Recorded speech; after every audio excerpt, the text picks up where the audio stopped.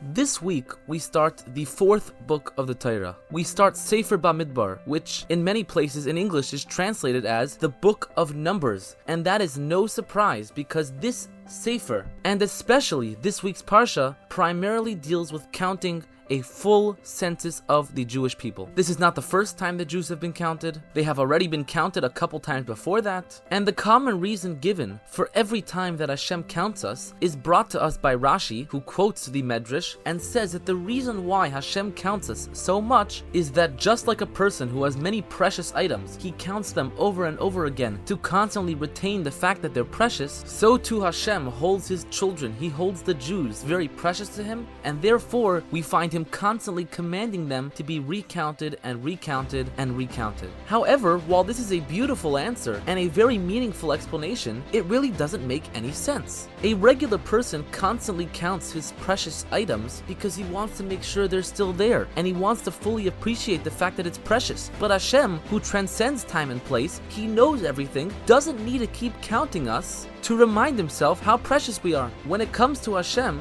as long as we are worthy of being counted, since he transcends time and place, he doesn't need to actually count us. So why do we have all these times throughout the Torah for something that he really doesn't have to do? Other places explain that the reason why Hashem counted us is that he gave us the halachic term of davar shebeminyan einei batel, that once it's counted, once we have a number, we cannot be nullified through the challenges of the world. But again, you have the same problem. As long as we are worthy to be counted, we don't need to actually be counted. And explains the Rebbe the answer lies in exactly when this week's Parsha is read. Parshas Bamidbar is always read the week before Shavuos. And explains the Rebbe it is absolutely not a coincidence. The purpose of Matan Torah was to unify the higher worlds and the lower world. The giving of the Torah was a mission statement that we now have the power through following the Torah that was just given to us to take the highest levels of godliness and infuse the physical things with their energy. And therefore, once we are infused with this power and with this ability and with this mission, our strength cannot remain spiritual and abstract. It has to actually make it in this world in a physical sense. And that is exactly what Hashem was doing when he was counting us. Hashem knows we're precious. Hashem knows that when he counts us, we'll never become nullified amongst the other nations. But in order for that power to take effect and ultimately to enable us to affect the world, Hashem had to actually command us to be physically counted. Because ultimately that's the goal of everything we do. To not just keep it spiritual, but to have it affect and influence the physical world as well. Counting isn't just a sign of importance, the actual act of counting has an effect and has an influence on the things around us. What's incredible is that this is not just the only counting that takes place right before Shavuos. As we know, we are now coming to the end of Sfiras HaOmer, how every night we are counting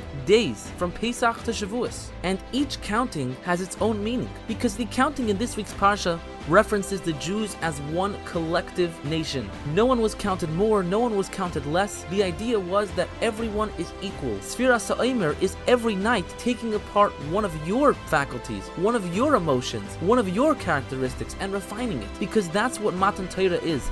Matan Torah was a mission statement. The giving of the Torah and the countings before it were a lesson to all of us for the rest of time. We have to embrace the fact that we are one collective nation and how no one's better than the other person, and at the same time use our own personal talents, use our own personal characteristics, emotions, and abilities to affect the world in our own personal way. And when we do that, we will then be able to complete the mission and the reason why we were put here in the first place, to use the Torah to ultimately make this world a better place, fully refining it, getting it ready for the coming of Mashiach. May he come speedily in our days. Wishing you a good Shabbos.